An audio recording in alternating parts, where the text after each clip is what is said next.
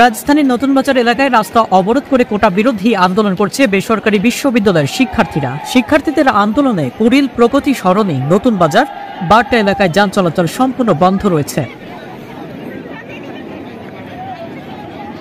ঘটনাস্থলে দেখা যায় শিক্ষার্থীদের রাস্তা অবরোধ কর্মসূচি পালনের কারণে নতুন বাজার এলাকায় থমথম পরিস্থিতি বিরাজ করছে।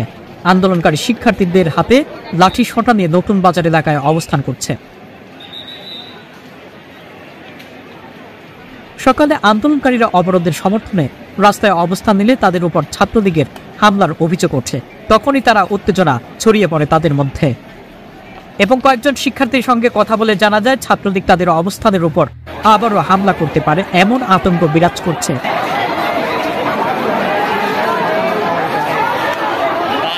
তাই তারা লাঠি সোঁটা নিয়ে সতর্ক অবস্থানে রয়েছেন। বলছেন তাদের যৌক্তিক দাবি না মেনে সরকার ছাত্রলীগ দিয়ে হামলা করাচ্ছে, প্রশাসনও ছাত্রদলের হামলা দিচ্ছে। এদিকে নতুন বাজার এলাকায় শিক্ষার্থীরা যান চলাচল বন্ধের পাশাপাশি পথচারীদেরও চলাচল বাধা দিচ্ছেন। জরুরি প্রয়োজন ছাড়া শিক্ষার্থীদের কাউকেই নতুন বাজার এলাকায় প্রবেশ করতে দিচ্ছে না। শিক্ষার্থীদের আন্দোলনের কারণে নতুন বাজার থেকে কুড়িল বিশ্ব রোডগামী রাস্তায় যান চলাচল সম্পূর্ণ বন্ধ রয়েছে।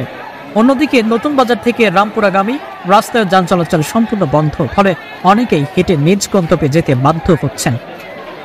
শিক্ষার্থীদের সঙ্গে কথা বলে জানা যায় গতকাল ঢাকা বিশ্ববিদ্যালয় আন্দোলনকারীদের হামলার প্রতিবাদে সরকারি চাকরিতে কোটা প্রথা বাতিলের দাবিতে তারা এই আন্দোলন চলমান রেখেছে।